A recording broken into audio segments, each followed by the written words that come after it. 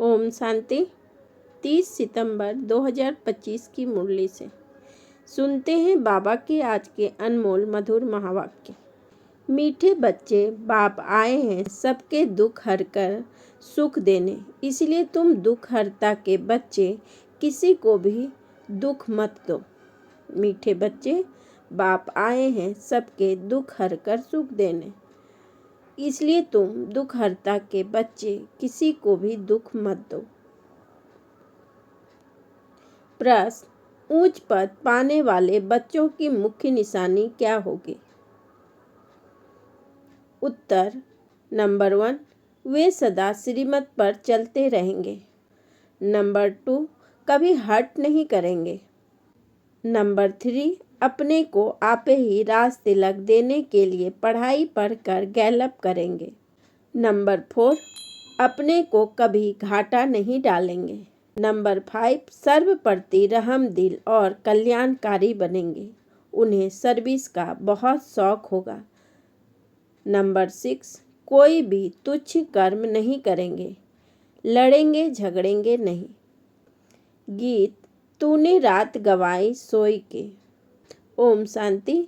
रूहानी बच्चे रूहानी बाप के सामने बैठे हैं। अब इस भाषा को तो तुम बच्चे ही समझते हो और कोई नया समझ न सके। हे रूहानी बच्चे, ऐसे कभी कोई कह न सके, कहने आएंगे ही नहीं। तुम जानते हो हम रूहानी बाप के सामने बैठे हैं, जिस बाप को यथार्थ रीति कोई भी जानते नहीं, भल अपने को भाई भाई भी समझते हैं। हम सब आत्माएं हैं, बाप एक है, परंतु यथार्थ रीति नहीं जानते। जब तक सम्मुख आकर समझे नहीं, तब तक समझे भी कैसे? तुम भी जब सम्मुख आते हो तब समझते हो। तुम हो ब्राह्मण ब्राह्मणियाँ, तुम्हारा सरनेम ही है ब्रह्मा वंशावली, ब्रह्मा कुमार कुमारियाँ। शिव की तो सब आत्माएं हैं। तुमको शिव कुमार व शिव कुमारी नहीं कहेंगे, यह अक्षर रॉन्ग हो जाता है। कुमार हो तो कुमारी भी। शिव की सब आत्माएं हैं। कुमार कुमारियां तब कहा जाता है जब मनुष्य के बच्चे बनते हैं।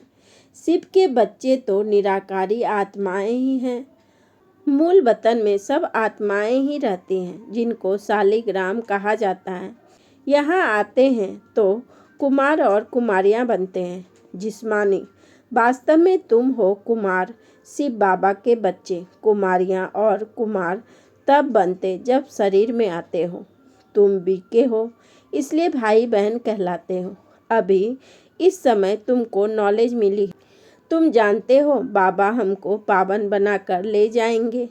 आत्मा जितना बाप को याद करेगी तो पवित्र बन जाएगी। आत्माएं ब्रह्मा मुख से यह नॉलेज पढ़ती है। चित्रों में भी बाप की नॉलेज क्लियर है। शिव बाबा ही हमको पढ़ाते हैं। ना श्री कृष्ण पढ़ा सकते हैं, ना श्री कृष्ण द्वारा बाप पढ़ा सकते हैं। श्री कृष्ण तो बैकुंठ का प्रिंस है, यह भी तुम बच्चे को समझाना है। श्री कृष्ण तो स्वर्ग में अपने माँ बाप का बच्चा होगा, स्वर्गवासी बाप का बच्चा होगा।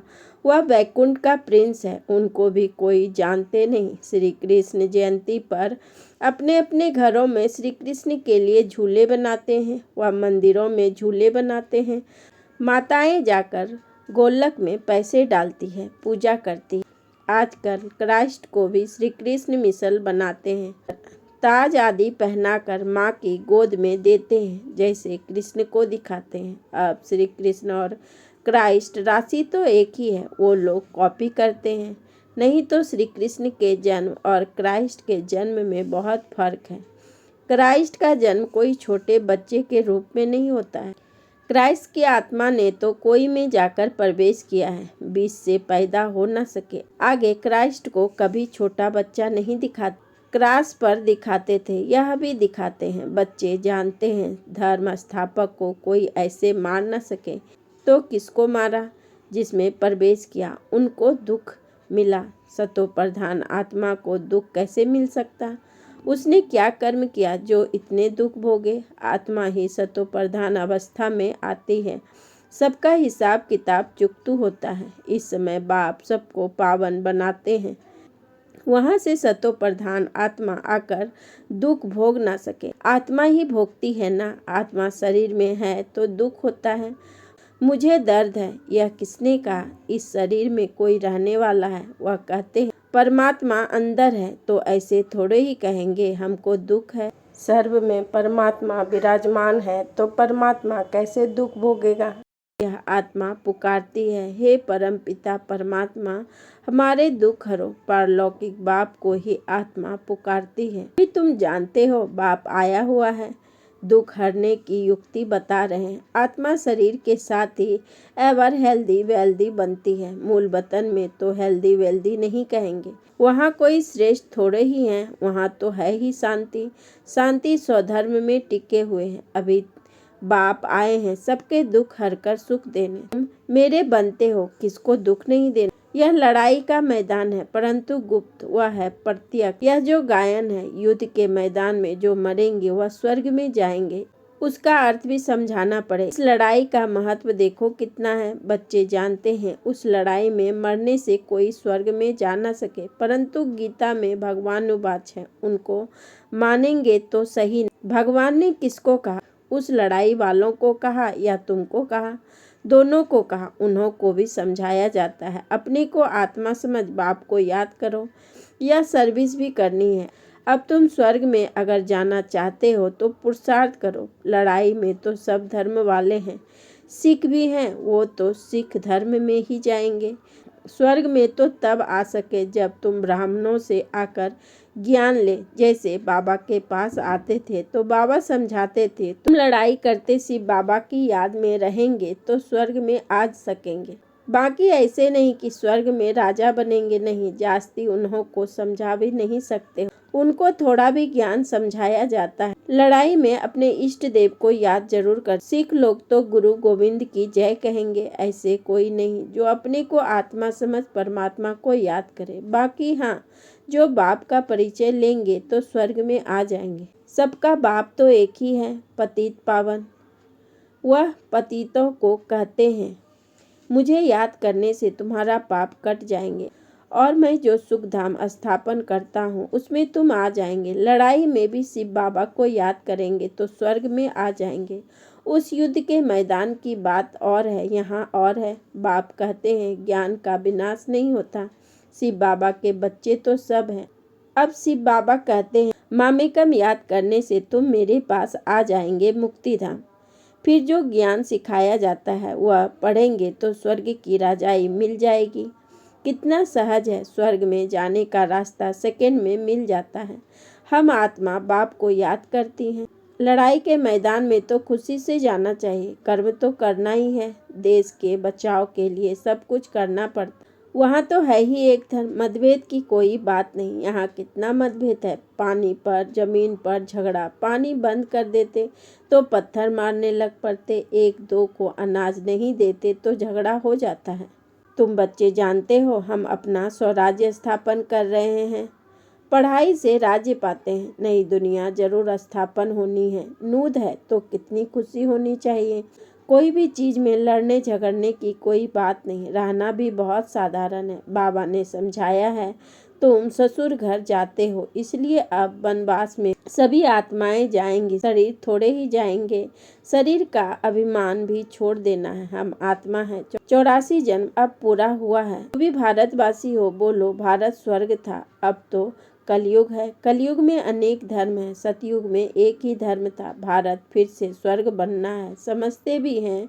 भगवान आया हुआ है, आगे चल भविष्यवाणी भी करते रहेंगे। वायुमंडल देखेंगे ना, तो बाप बच्चों को समझाते हैं बाप तो सभी का है ना, सबका हक है। बाप कहते हैं मैं आया हूँ और सबको कहता हूँ मामेकम याद करो तो तुम्हारे विकर्म विनाश होंगे। अभी तो मनुष्य समझते हैं कभी भी लड़ाई हो सकती, यह तो कल भी हो सकता है। लड़ाई जोड़ भरने में देरी थोड़े ही लगती है, परंतु तुम बच्चे समझते हो अभी हमारी राजधानी स्थापन हुई नहीं है तो विनाश कैसे हो सकता है। अर्जुन, बाप का पैगाम ही चारों तरफ कहाँ दिया है। पतित पावन बाप कहते हैं मुझे याद करो तो विकर्म विनाश होंगे। यह पैगाम सबके कानों पर जाना चाहिए। भले लड़ाई लगे, बॉम्ब्स भी लग जाए, परंतु तुमको निश्चय है कि हमारी राजधानी जरूर स्थापन होनी है, तब तक विनाश हो नहीं सकता। विश्व में शांति कहते हैं ना, विश्व में बाढ़ होगी तो विश्व को खत्म कर देंगे। यह है विश्वविद्यालय, सारे विश्व को तुम नॉलेज देते हो। एक ही बाप आकर सारे विश्व को पलटाते हैं तो वो लोग कल्प की आयु ही लाखों वर्ष कह देते हैं। तुम जानते हो इनकी आयु पूरे 5000 वर्ष कहते हैं। क्राइस्ट से 3000 वर्ष पहले हेबिन था। इस्लामी, बौद्धी आदि सबका हिसाब किताब निकालते हैं, उनसे पहले दूसरे कोई का नाम है नहीं। तुम अंगे अक्षरे बता सकते हो तो तुमको कितना नशा रहना चाहिए। झगड़े आदि की बात नहीं, झगड़ते हुआ है जो निधन के होते हैं। तुम अभी जो पुरुषार्थ करेंगे 21 जन्म के लिए प्रारब्ध बन जाएगी। लड़ेंगे झगड़ेंगे तो ऊंच पद भी नहीं मिलेगा, सजाएं भी खानी पड़ेगी। कोई भी बात है, कुछ भी चाहिए तो बाप के पास आओ। गवर्नमेंट भी कहती है ना, तुम फैसला अपने हाथ में नहीं उठाओ। कोई कहते हैं हमको विलायत का बूट चाहिए, बाबा कहते बच्चे अभी तो बनवा में हो, वहाँ तुमको बहुत माल मिलेगा। बाप तो राइट ही समझाएंगे ना कि यह बात ठीक नहीं है। यहाँ तुम यह आस क्यों रखते हो। यहाँ तो बहुत सिंपल रहना चाहिए, नहीं तो देह अभिमान आ जाता है। इसमें अपनी नहीं चलानी होती है। बाबा जो कहे, बीमारी आदि है, डॉक्टर आदि को भी बुलाते हैं। दवाई आदि से संभाल तो सबकी होती है, फिर भी हर बात में बाप बैठा है। श्रीमत तो श्रीमत है ना, निश्चय में विजयी है। वो तो सब कुछ समझते हैं ना। बाप की राय पर चलने में ही कल्याण है, अपना भी कल्याण करना है। कोई को बर्थ पाउंड बना नहीं सकते हो तो बर्थ नॉट ए पेनी ठहरे ना। पाउंड बनने लायक नहीं है। यहाँ वैल्यू नहीं तो वहाँ भी वैल्यू नहीं रहेगी। सर्विसेबल बच्चों को सर्विस का कितना शौक रहता है, चक्र लगाते रहते हैं। सर्विस नहीं करते तो उनको रहम दिल कल्याणकारी कुछ भी नहीं कहेंगे। बाबा को याद नहीं करते तो तुच्छ काम करते रहेंगे, पद भी तुच्छ पाएंगे। ऐसे नहीं, हमारा तो शिव बाबा से योग है, यह तो है ही बीके। शिव बाबा ब्रह्मा द्वारा ही ज्ञान दे सकते हैं। शिव बाबा को याद करेंगे तो मुरली कैसे सुनेंगे, फिर नतीजा क्या होगा। पढ़ेंगे नहीं तो पद क्या पाएंगे। यह भी जानते हैं सबकी तकदीर ऊंच नहीं बनती है, वहाँ भी तो नंबरवार पद होंगे। पवित्र तो सबको होना है। आत्मा पवित्र बनने बिगड़ शांति धाम जा नहीं सकती। बाप समझाते हैं, तुम सबको यह ज्ञान सुनाते चलो। कोई भल अभी नहीं भी सुनते हैं, आगे चलकर जरूर सुनेंगे। अभी कितने भी विघ्न तूफान जोर से आए, तुम्हें डरना नहीं है, क्योंकि नए धर्म की स्थापना होती है ना। तुम गुप्त राजधानी स्थापन कर रहे हो। बाबा सर्विसेबल बच्चों को देख खुश होते हैं। तुम्हें अपने को आपे ही राज तिलक देना है, श्रीमत पर चलना है, तुम्हें अपना हट चलना, मुफ्त अपने को घाटे में नहीं डालना चाहिए। बाप कहते हैं बच्चे सर्विसेबल और कल्याणकारी बनो। स्टूडेंट को टीचर कहेंगे ना, पढ़कर गैलप करो। तुमको 21 जन्म के लिए स्वर्ग की स्कॉलरशिप मिलती है। डिनास्टी में जाना यही बड़ी स्कॉलरशिप है। अच्छा, मीठे मीठे सिक्की लदे बच्चों प्रति माता पिता बाप दादा का याद प्यार और गुड मॉर्निंग। रूहानी बाप की रूहानी बच्चों को नमस्ते। हम रूहानी बच्चों की रूहानी बाप दादा को पदम गुना नमस्ते नमस्ते नमस्ते। Good morning. शुक्रिया बाबा, शुक्रिया। धारणा के लिए मुख्य सार। नंबर 1, संगम पर बहुत सिंपल साधारण रहना है, क्योंकि यह वनवास में रहने का समय है। यहाँ कोई भी आस नहीं रखनी है, कभी अपने हाथ में लॉ नहीं लेना है, लड़ना झगड़ना नहीं है। नंबर 2, विनाश के पहले नई राजधानी स्थापन करने के लिए सबको बाप का पैगाम देना है कि बाप कहते हैं मुझे याद करो तो विकर्म विनाश हो और तुम पावन बनो। वरदान, संतुष्टता की विशेषता द्वारा सेवा में सफलता मूर्त बनने वाले संतुष्ट मणि भव। संतुष्टता की विशेषता द्वारा सेवा में सफलता मूर्त बनने वाले संतुष्ट मणि भव। विस्तार में बाबा ने कहा, सेवा का विशेष गुण संतुष्टता है। यदि नाम सेवा हो और स्वयं भी डिस्टर्ब हो, वह दूसरों को भी डिस्टर्ब करे, तो ऐसी सेवा ना करना अच्छा है। जहाँ स्वयं के प्रति वह संपर्क वालों से संतुष्ट नहीं, वह सेवा ना स्वयं को फल की प्राप्ति कराती है ना दूसरों को। इसलिए पहले एकांतवासी बन स्वपरिवर्तन द्वारा संतुष्ट मनी का वरदान प्राप्त कर फिर सेवा में आओ, तब सफलता मूर्त बनेंगे। स्लोगन: विघ्नों रूपी पत्थर को तोड़ने में समय ना गंवाकर उसे हाई जंप देकर पार करो। विघ्नों रूपी पत्थर को तोड़ने में समय ना गंवाकर उसे हाई जंप देकर पार करो।